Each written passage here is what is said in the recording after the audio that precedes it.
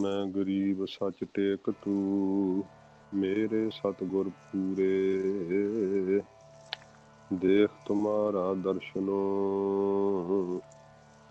मेरा मन धीरे।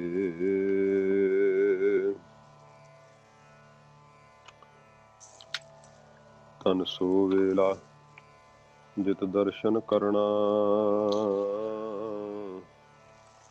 हौ बलिहारी सतगुर चरणा। सो कहो टल गुर सेवियै, अहनिस सहज सुभाए। दर्शन परसै गुरु कै, जन्म मरण दुख जाए। दर्शन परसै गुरु कै, जन्म मरण दुख जाए। सतनाम श्री वाहिगुरु।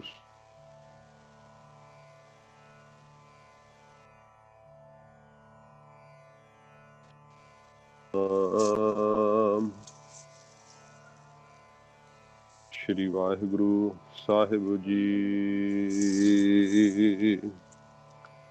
गावै को ताण, होवै किसै ताण। गावै को दात, जाणै नीसान। गावै को गुण वडियाई आचार। गावै को विद्या विखम विचार। गावै को साज करे तन खेह।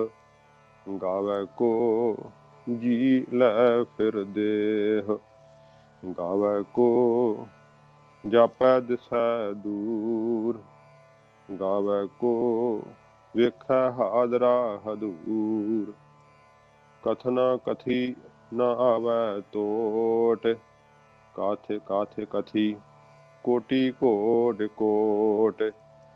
देदा दे लैदे थक पाहे। जुगा जुगंतर खाही खाहे। हुक्मी हुक्म चलाए राहो। नानक बिगसै वे परवाहो। हुक्मी हुक्म चलाए राहो। नानक बिगसै वे परवाहो। वाहिगुरु जी का खालसा, वाहिगुरु जी की फतेह।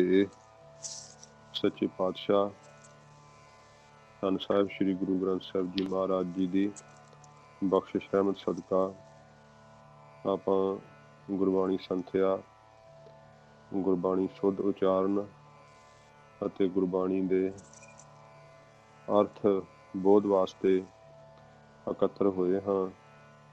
ਸੱਚੇ ਪਾਤਸ਼ਾਹ ਜੀ ਮਹਾਰਾਜ ਜੀ ਦੀ ਪਵਿੱਤਰ ਬਾਣੀ ਜਪਜੀ ਸਾਹਿਬ ਦੇ ਪਾਠਾਂ ਦੇ ਸ਼ੁੱਧ ਉਚਾਰਨ ਅਤੇ ਅਰਥ ਆਪਾਂ ਆਰੰਭਤਾ ਕੀਤੀ ਹੋਈ ਹੈ। ਸੱਚੇ ਪਾਤਸ਼ਾਹ ਜੀ ਦੀ ਮਿਹਰ ਨਾਲ 2 ਪੌੜੀਆਂ ਜੋ ਹਨ ਸੰਪੂਰਨ ਹੋਈਆਂ ਹਨ। ਜੋ ਅਣਜਾਣ ਪੁਣੇ ਵਿੱਚ ਪੜ੍ਹਦਿਆਂ ਜਿਹੜੀਆਂ ਕਾਮਨ ਗਲਤੀਆਂ ਹੋ ਜਾਂਦੀਆਂ ਨੇ, ਉਹਨਾਂ ਵੱਲ ਜਿਹੜਾ ਹੈ ਮੈਂ ਧਿਆਨ ਦਿਵਾਵਾਂਗਾ ਤੇ ਉਹਨਾਂ ਨੂੰ ਆਪਾਂ ਵਿਚਾਰ ਕੇ, ਕਿਉਂਕਿ ਪੜ੍ਹਨਾ ਸੱਚੇ ਪਾਤਸ਼ਾਹ ਜੀ ਮਹਾਰਾਜ ਨੇ ਜੋ ਸਿਹਾਰੀਆਂ ਦਾ ਉਚਾਰਨ ਕੀਤਾ, ਔਂਕੜਾਂ ਦਾ ਉਚਾਰਨ ਕੀਤਾ ਹੈ, ਤੋ ਕਿਸੇ ਅੱਖਰ ਨਾਲ ਜਿਹੜੇ ਔਂਕੜ ਹੈ ਉਹ ਜਿਵੇਂ ਸਾਇਲੈਂਟ ਹੁੰਦਾ ਹੈ, ਹਾਹਾ ਜਿਵੇਂ ਹੈ, ਹਾਹੇ ਨੂੰ ਔਂਕੜ ਜਿਹੜਾ ਹੈ ਉਹ ਬਾਕੀ ਅੱਖਰਾਂ ਨਾਲੋਂ ਵਧੇਕ ਲੱਗਦਾ। ਸਿਹਾਰੀ ਦੀ ਮਾਤਰਾ ਵੀ ਜਿਹੜੀ ਆ ਹਾਹੇ ਅੱਖਰ ਨੂੰ ਜਿਹੜੀ ਉਹ ਜ਼ਿਆਦਾ ਲੱਗਦੀ ਹੈ। ਤੇ ਜਿਵੇਂ ਪੜ੍ਹਦੇ ਹਾਂ ਹੁਕਮੀ ਹੋਵਨ ਆਕਾਰ, ਤੇ ਆਪਾਂ ਹੁਕਮੀ ਹੋਵਨ ਆਕਾਰ ਪੜ੍ਹ ਜਾਂਦੇ ਹਾਂ। ਐੜੇ ਨੂੰ ਕੰਨਾ ਜਿਹੜਾ ਉੱਥੇ ਫਿਰ ਉਹ ਲਗਾ ਮਾਤਰ ਟੁੱਟ ਜਾਂਦੀ ਹੈ, ਕਿਉਂਕਿ ਮਹਾਰਾਜ ਸਾਹਿਬ ਜੀ ਨੇ ਇਹ ਆਗਿਆ ਕੀਤੀ ਸੀ ਨਾ, ਜਦੋਂ ਅਰਥਾਂ ਦੀ ਟਕਸਾਲਾਂ ਚਲਾਈਆਂ ਸੀਗੀਆਂ ਤਾਂ ਮਹਾਰਾਜ ਨੇ ਜਦੋਂ ਸ੍ਰੀ ਅਨੰਦਪੁਰ ਸਾਹਿਬ ਵਿੱਚ ਪੰਗਤੀ ਪੜ੍ਹਦਿਆਂ ਸਿੰਘ ਨੂੰ ਮਹਾਰਾਜ ਸਾਹਿਬ ਜੀ ਨੇ ਸੁਚੇਤ ਕੀਤਾ, ਤੇ ਉਦੋਂ ਮਹਾਰਾਜ ਸਾਹਿਬ ਜੀ ਨੇ ਫਿਰ ਆਗਿਆ ਕੀਤੀ ਸੀ ਕਿ ਜਿਹੜਾ ਲਗਾ ਮਾਤਰਾਂ ਜਿਹੜੀਆਂ ਹਨ ਛੱਡਣੀਆਂ, ਇਹ ਸਾਡੇ ਅੰਗ ਤੋੜਨ ਦੇ ਬਰਾਬਰ ਹੈ। ਤੇ ਇਸ ਕਰਕੇ ਸੁੱਧ ਪੜ੍ਹਨੀ ਚਾਹੀਦੀ ਹੈ ਬਾਣੀ। ਤੇ ਫਿਰ ਸਿੰਘਾਂ ਦੇ ਬੇਨਤੀ ਕਰਨ ਤੋਂ ਸਤਿਗੁਰਾਂ ਜੀ ਨੇ ਦਮਦਮਾ ਸਾਹਿਬ ਗੁਰੂ ਕੀ ਕਾਂਸ਼ੀ, ਇੱਥੇ ਸਤਿਗੁਰੂ ਜੀ ਨੇ ਫਿਰ ਸਾਰੇ ਅਰਥ ਪੜ੍ਹਾਏ ਸੀ ਗਰੀਬ ਨਿਵਾਸ ਸੱਚੇ ਪਾਤਸ਼ਾਹ ਜੀ ਨੇ, ਤੇ ਪਾਠਾਂ ਦੇ ਸੁੱਧ ਉਚਾਰਨ ਮਹਾਰਾਜ ਸਾਹਿਬ ਜੀ ਨੇ ਦੱਸੇ ਸੀ। ਤੇ ਜਿਹੜੇ ਪਹਿਲਾ ਪਾਠ ਤੇ ਦੂਜਾ ਪਾਠ, ਜਿਹੜੇ ਦੂਸਰੇ ਪਾਠ ਉਹ ਅੰਮ੍ਰਿਤਸਰ ਸਾਹਿਬ ਵਾਲੇ ਪਾਠ ਹੈ, ਉਹਨਾਂ ਨੂੰ ਅੰਮ੍ਰਿਤਸਰ ਸਾਹਿਬ ਵਾਲੇ ਪਾਠ ਕਹਿੰਦੇ ਆ। ਉਹਨਾਂ ਦਾ ਭੇਦ ਇਹ ਆ ਕਿ ਜਿਹੜੇ ਦਮਦਮਾ ਸਾਹਿਬ ਵਾਲੇ ਪਾਠ ਆ ਉਹ ਤਾਂ ਗੁਰੂ ਦਸਵੇਂ ਪਾਤਸ਼ਾਹ ਜੀ ਮਹਾਰਾਜ ਜੀ ਨੇ ਜਿਵੇਂ ਪੜ੍ਹਾਏ ਉਵੇਂ ਇਨ ਬਿਨ ਸੰਪਰਦਾਇ ਪ੍ਰਣਾਲੀ ਵਿੱਚ ਚੱਲਦੇ ਆਏ ਅੱਗੋਂ ਤੋਂ ਅੱਗੇ ਵਿਦਵਾਨਾਂ ਵਿੱਚ। ਤੇ ਅੰਮ੍ਰਿਤਸਰ ਸਾਹਿਬ ਵਾਲੇ ਪਾਠ ਜਿਹੜੇ ਆ ਉਹ ਵਿਦਵਾਨਾਂ ਨੇ ਇਕੱਠਿਆਂ ਹੋ ਕਰਕੇ ਅਰਥਾਂ ਦੇ ਭਾਵ ਨਾਲ ਕਈ ਪਾਠਾਂ ਵਿੱਚ ਜਿਹੜੀ ਉਹ ਤਬਦੀਲੀ ਕੀਤੀ, ਉਹਨਾਂ ਨੂੰ ਫਿਰ ਦੂਸਰੇ ਪਾਠ ਜਿਹੜੇ ਉਹ ਕਿਹਾ ਜਾਂਦਾ ਹੈ। ਤੋ ਜਿਹੜਾ ਇਹ ਐੜੇ ਨੂੰ ਕੰਨਾ ਇਹ ਜ਼ਰੂਰ ਪੜ੍ਹਨਾ। ਹੁਕਮੀ ਹੋਵਨ ਆਕਾਰ, ਹੁਕਮ ਨਾ ਕਹਿਆ ਜਾਈ, ਹੁਕਮੀ ਹੋਵਨ ਜੀ। ਜਿਹੜਾ ਐੜਾ ਹੈ ਉਹਨੂੰ ਜ਼ਰੂਰ ਲਾਉਣਾ, ਮੁਕਤਾ ਐੜਾ, ਕਿਉਂਕਿ ਜਦੋਂ ਸਿਹਾਰੀ ਆਪਾਂ ਲਾ ਦਿੰਦੇ ਹਾਂ ਤੇ ਆਪਣਾ ਬਿਹਾਰੀ ਲਾਉਂਦੇ ਹਾਂ ਤੇ ਫਿਰ ਜੀ, ਹੁਕਮੀ ਹੋਵਨ ਜੀ, ਹੁਕਮੀ ਹੋਵਨ ਜੀ ਐੜਾ ਨਾਲ ਲਾਉਣਾ। ਹੁਕਮ ਮਿਲੈ ਵਡਿਆਈ, ਹੁਕਮੀ ਉੱਤਮ ਨੀਚ, ਚੱਚੇ ਔਂਕੜ ਵੀ ਲਾਉਣਾ, ਨੀਚ ਨਹੀਂ ਨੀਚ। ਹੁਕਮ ਲਿਖ ਦੁੱਖ ਸੁੱਖ ਪਾਈ ਹੈ, ਏਦਾਂ ਲਿਖ ਤੇ ਥੋੜੀ ਜਿਹੀ ਜਮਕੀ ਦੇਣੀ ਹੈ। ਹੁਕਮੀ ਉੱਤਮ ਨੀਚ ਤੇ ਵਿਸ਼ਰਾਮ ਹੈ ਪੂਰਾ, ਤੇ ਫਿਰ ਹੁਕਮ ਲਿਖ ਦੁੱਖ ਸੁੱਖ, ਹੁਕਮ ਲਿਖ ਦੁੱਖ ਸੁੱਖ ਪਾਈ ਹੈ। ਹੁਕਮ ਦੇ ਵਿੱਚ ਲਿਖਿਆ ਹੋਇਆ ਦੁੱਖ ਤੇ ਸੁੱਖ ਜੀਵ ਨੂੰ ਪ੍ਰਾਪਤ ਹੁੰਦਾ ਹੈ। ਜਿਹੜਾ ਇਹ ਲਿਖ ਵਾ ਇਹਦੇ ਤੇ ਥੋੜੀ ਜਿਹੀ ਜਮਕੀ ਦੇਣੀ, ਹੁਕਮ ਲਿਖ ਦੁੱਖ ਸੁੱਖ ਪਾਈ ਹੈ। ਫਿਰ ਇੱਕ ਨਾ ਹੁਕਮੀ ਬਖਸ਼ੀਸ, ਇੱਕ ਹੁਕਮੀ ਸਦਾ ਭਵਾਈ ਹੈ। ਆਹੇ ਪਾਠ ਬੋਲਣਾ, ਭਵਾਈ ਹੈ। ਹਾਹੇ ਦਾ ਉਚਾਰਨ ਜਿਹੜਾ ਉਹ ਬਹੁਤ ਜ਼ਰੂਰੀ ਆ। ਹੁਕਮੈ ਅੰਦਰ ਸਭ ਕੋ, ਬਾਹਰ ਹੁਕਮ ਨਾ ਕੋਏ, ਨਾਨਕ ਹੁਕਮੈ ਜੇ ਬੁੱਝੈ। ਇਹ ਬੁਝੈ ਪਾਠ ਨਹੀਂ ਕਰਨਾ, ਬੁਝੈ। ਬੁਝੈ ਜਿੱਦਾਂ ਕੋਈ ਚੀਜ਼ ਸਮਾਪਤ ਹੋ ਜਾਣੀ, ਬੁੱਝੈ ਦਾ ਅਰਥ ਹੁੰਦਾ ਜਾਣਨਾ, ਸਮਝਣਾ। ਸੱਚੇ ਪਾਤਸ਼ਾਹ ਜੀ ਕਹਿੰਦੇ ਜਿਨ੍ਹਾਂ ਨੇ ਹੁਕਮ ਨੂੰ ਬੁੱਝਿਆ ਹੈ, ਜਾਣਿਆ ਹੈ, ਤੇ ਉਹ ਹਉਮੈ ਦੇ ਅੰਦਰ ਸੱਚੇ ਪਾਤਸ਼ਾਹ ਜੀ ਮਹਾਰਾਜ ਕਹਿੰਦੇ ਕੋਈ ਹੰਗਤਾ ਮਮਤਾ ਵਾਲੇ ਜਿਹੜੇ ਨਾ ਉਹ ਬਚਨ ਨਹੀਂ ਉਹ ਬੋਲਦੇ, ਤੇ ਉਹਨਾਂ ਦੇ ਅੰਦਰ ਹੰਗਤਾ ਮਮਤਾ ਜਿਹੜੀ ਆ ਰਹਿੰਦੀ ਨਹੀਂ, ਉਹ ਬ੍ਰਹਮ ਰੂਪ ਹੋ ਜਾਂਦੇ ਆ। ਇਹ ਸੱਚੇ ਪਾਤਸ਼ਾਹ ਜੀ ਮਹਾਰਾਜ ਨੇ ਸਾਨੂੰ ਬਖਸ਼ਿਸ਼ ਕੀਤੀ, ਜੋ ਆਪਾਂ 2 ਪੌੜੀਆਂ ਜਿਹੜੀਆਂ ਹਨ ਉਹ ਆਪਾਂ ਵਿਚਾਰਨਾ ਕੀਤੀਆਂ ਸੀਗੀਆਂ। ਅੱਗੇ ਤੀਸਰੀ ਪੌੜੀ ਦਾ ਪਾਠ ਜਿਹੜਾ ਹੈ ਉਹ ਆਪਾਂ ਸਰਵਣ ਕੀਤਾ। ਸਿੱਧਾਂ ਨੇ ਗੁਰੂ ਸਾਹਿਬ ਜੀ ਨੂੰ ਜਦੋਂ ਪ੍ਰਸ਼ਨ ਕੀਤਾ ਕਿ ਇਹ ਅੰਤਰਜਾਮੀ ਸਤਿਗੁਰੂ ਜੀ, ਆਪ ਨੇ ਪਰਮੇਸ਼ਰ ਦਾ ਹੁਕਮ ਤਾਂ ਦੱਸਿਆ ਵੀ ਨਹੀਂ ਕਿਹਾ ਜਾ ਸਕਦਾ, ਤੇ ਮਹਾਰਾਜ ਪਰਮੇਸ਼ਰ ਦਾ ਬਲ ਹੀ ਦੱਸੋ, ਕਿਉਂਕਿ ਸਿੱਧਾਂ ਦਾ ਇਹ ਖਿਆਲ ਸੀਗਾ ਕਿ ਸਤਿਗੁਰੂ ਜੀ ਜਦੋਂ ਬਲ ਦੱਸਣਗੇ ਤੇ ਪਰਮੇਸ਼ਰ ਦਾ ਫਿਰ ਪਤਾ ਲੱਗ ਜਾਵੇਗਾ। ਜਿਵੇਂ ਕੋਈ ਪਹਿਲਵਾਨ ਹੁੰਦਾ ਨਾ, ਤੇ ਉਹਦੇ ਬਲ ਤੋਂ ਹੀ ਜਿਹੜਾ ਹੈ ਪਤਾ ਲੱਗ ਜਾਂਦਾ ਵੀ ਇੰਨਾ ਕੁ ਬਲੀ ਹੈ, ਤੇ ਵਾਹਿਗੁਰੂ ਦੇ ਬਲ ਤੋਂ ਕਹਿੰਦੇ ਉਸਦੇ ਸਰੂਪ ਦਾ ਫਿਰ ਅੰਦਾਜ਼ਾ ਲੱਗ ਜਾਵੇਗਾ। ਸੱਚੇ ਪਾਤਸ਼ਾਹ ਜੀ ਮਹਾਰਾਜ ਨੂੰ ਫਿਰ ਇਹ ਉਹਨਾਂ ਨੇ ਜਿਹੜਾ ਸੀ ਬੇਨਤੀ ਕੀਤੀ, ਤੇ ਗੁਰੂ ਸਾਹਿਬ ਜੀ ਨੇ ਫਿਰ ਇਹ ਜਿਹੜਾ ਸੀ ਨਾ ਇਹ ਨਖੇਧ ਪੱਖ ਦੁਆਰਾ ਸੱਚੇ ਪਾਤਸ਼ਾਹ ਜੀ ਮਹਾਰਾਜ ਨੇ ਜੋ ਪਹਿਲਾਂ ਇਹ ਅਰਥ ਹੈ ਮੁੱਖ ਅਰਥ ਉਹ ਸਰਵਣ ਕਰਨਾ। ਮਹਾਰਾਜ ਜੀ ਨੇ ਕਿਹਾ ਗਾਵੈ ਕੋ ਤਾਣ, ਨਾਣੇ ਔਂਕੜ, ਗਾਵੈ ਕੋ, ਗਾਵੇ ਨਹੀਂ ਕਹਿਣਾ। ਆਪਾਂ ਜਦੋਂ ਪੜ੍ਹਦੇ ਹਾਂ ਤੇ ਗਾਵੈ ਦਲਾਵਾਂ ਨਹੀਂ ਬੋਲਦੇ, ਗਾਵੈ, ਗਾਵੈ ਵੈ ਬੋਲਣਾ, ਬਾਵੇ ਦਲਾਵਾਂ ਵੈ। ਗਾਵੈ ਕੋ ਤਾਣ, ਪਹਿਲਾ ਵਿਸ਼ਰਾਮ ਵੀ ਇੱਥੇ ਲੱਗਦਾ। ਤੋ ਸੱਚੇ ਪਾਤਸ਼ਾਹ ਜੀ ਮਹਾਰਾਜ ਕਹਿੰਦੇ ਨੇ ਸਿੱਧੋ ਪਰਮੇਸ਼ਰ ਦੇ ਤਾਣ ਨੂੰ, ਭਾਵ ਦੇ ਬਲ ਨੂੰ ਕੌਣ ਗਾ ਸਕਦਾ ਹੈ। ਉਹਨੇ ਕਿਹਾ ਨਾ ਮਹਾਰਾਜ ਪਰਮੇਸ਼ਰ ਦਾ ਸਾਨੂੰ ਬਲ ਦੱਸੋ, ਤੇ ਬਲ ਤੋਂ ਹੀ ਪਤਾ ਲਾ ਲਾਂਗੇ ਵੀ ਪਰਮੇਸ਼ਰ ਦੇ ਵਿੱਚ ਸ਼ਕਤੀ ਕਿੰਨੀ ਹੈ, ਕਿਹੋ ਜਿਹਾ ਹੈ ਉਹ ਪਰਮੇਸ਼ਰ। ਮਹਾਰਾਜ ਕਿਹਾ ਗਾਵੈ ਕੋ ਤਾਣ, ਕੌਣ ਹੈ ਉਹ, ਕੌਣ ਹੈ ਐਸਾ ਜਿਹੜਾ ਉਸਦੇ ਤਾਣ ਨੂੰ, ਬਲ ਨੂੰ ਮਹਾਰਾਜ ਸੱਚੇ ਪਾਤਸ਼ਾਹ ਜੀ ਕਹਿੰਦੇ ਨੇ ਗਾ ਸਕਦਾ ਹੋਵੇ। ਕਿਉਂਕਿ ਉਹਦੇ ਵਿੱਚ ਤਾਂ ਇਹੋ ਜਿਹੀ ਸ਼ਕਤੀ ਹੈ, ਖਿਨ ਮੈਂ ਥਾਪੋ ਥਾਪਨ ਹਾਰਾ, ਉਹ ਤਾਂ ਛਿਨ ਮਾਤਰ ਸਮੇਂ ਵਿੱਚ ਸ੍ਰਿਸ਼ਟੀ ਨੂੰ ਥਾਪ ਸਕਦਾ ਹੈ, ਨਾਸ਼ ਕਰ ਸਕਦਾ ਹੈ। ਭੰਜਨ ਘੜਨ ਸਮਰੱਥ, ਉਹ ਤਾਂ ਹਰਨ ਭਰਨ ਜਾ ਕਾ ਨੇਤਰ ਫੋਰ, ਜਿਸ ਦੇ ਅੱਖ ਖੋਲਣ ਤੇ ਮੀਚਣ ਵਿੱਚ ਸ੍ਰਿਸ਼ਟੀ ਨੂੰ ਰਚ ਲੈਂਦਾ ਹੈ ਤੇ ਪਰਲੋਂ ਕਰ ਲੈਂਦਾ ਹੈ। ਐਡੇ ਵੱਡੇ ਬਲੀ ਪਰਮੇਸ਼ਰ ਦੇ ਬਲ ਨੂੰ ਮਹਾਰਾਜ ਕਹਿੰਦੇ ਕੌਣ ਗਾ ਸਕਦਾ। ਕਿਸੇ ਵਿੱਚ ਵੀ ਸਮਰੱਥਾ ਨਹੀਂ ਕਿ ਪਰਮੇਸ਼ਰ ਦੇ ਬਲ ਨੂੰ ਕੋਈ ਗਾ ਸਕੇ। ਹੋਵੇ ਕਿਸੈ ਤਾਣ, ਇਹ ਕਿਸੈ ਭਾਰਾ ਨਹੀਂ ਪਾਠ ਕਰਨਾ ਇੱਥੇ, ਕਿਸੈ। ਸੱਚੇ ਪਾਤਸ਼ਾਹ ਜੀ ਕਿਹਾ ਜੇ ਕਿਸੇ ਵਿੱਚ ਤਾਣ ਬਲ ਹੋਵੇ ਤਾਂ ਹੀ ਕਹਿ ਸਕੇ ਨਾ ਕਿ ਪਰਮੇਸ਼ਰ ਕਿਹੋ ਜਿਹਾ, ਉਹਦੇ ਵਿੱਚ ਕਿੱਡਾ ਕੁ ਬਲ ਹੈ, ਤਾਂ ਹੀ ਕੋਈ ਗਾ ਸਕੇ ਨਾ। ਜੇ ਪਰਮੇਸ਼ਰ ਜਿਹਾ ਕਿਸੇ ਵਿੱਚ ਬਲ ਹੀ ਨਹੀਂ ਤਾਂ ਉਸ ਦੇ ਬਲ ਨੂੰ ਕੌਣ ਗਾ ਸਕਦਾ। ਮਹਾਰਾਜ ਕਹਿੰਦੇ ਕੋਈ ਗਾ ਨਹੀਂ ਸਕਦਾ। ਜੇ ਕਿਸੇ ਵਿੱਚ ਇੰਨਾ ਤਾਣ ਹੋਵੇ, ਇੰਨਾ ਬਲ ਹੋਵੇ, ਤਾਂ ਕਰਕੇ ਹੀ ਸੱਚੇ ਪਾਤਸ਼ਾਹ ਜੀ ਕਹਿੰਦੇ ਉਸ ਵਾਹਿਗੁਰੂ ਜੀ ਦੇ ਬਲ ਨੂੰ ਕੋਈ ਗਾ ਸਕਦਾ ਹੈ। ਤੇ ਫਿਰ ਸਿੱਧਾ ਨੇ ਕਿਹਾ ਮਹਾਰਾਜ ਜੇ ਬਲ ਨਹੀਂ ਗਾਇਆ ਜਾ ਸਕਦਾ, ਦੱਸਿਆ ਜਾ ਸਕਦਾ, ਤਾਂ ਵਾਹਿਗੁਰੂ ਦੀਆਂ ਦਾਤਾਂ ਹੀ ਦੱਸ ਦਿਓ, ਉਹ ਦਾਤਾਂ ਕੀ ਦਿੰਦਾ ਹੈ। ਤੇ ਫਿਰ ਸਤਿਗੁਰੂ ਜੀ ਨੇ ਜਿਹੜਾ ਹੈ ਉੱਤਰ ਵਜੋਂ ਇਹ ਬਖਸ਼ਿਸ਼ ਕੀਤਾ, ਗਾਵੈ ਕੋ ਦਾਤ ਜਾਣੈ ਨੀਸਾਨ। ਦਾਤ ਤੇ ਵਿਸ਼ਰਾਮ ਲੱਗਣਾ ਦੂਸਰੀ ਪੰਕਤੀ ਦਾ।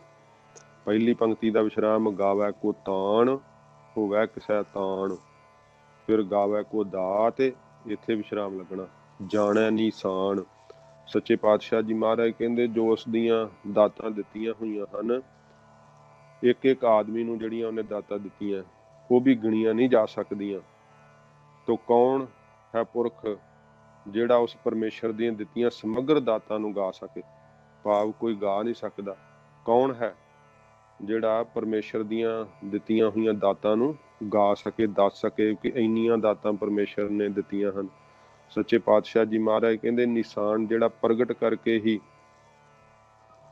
ਜਾਣੇ ਤੇ ਦੱਸ ਸਕੇ ਉਹੋ ਹੀ ਗਾਵੇ ਨਾ। ਭਾਵ ਨਿਸ਼ਾਨ ਹੁੰਦਾ ਪ੍ਰਗਟ ਕਰਕੇ ਦੱਸਣਾ।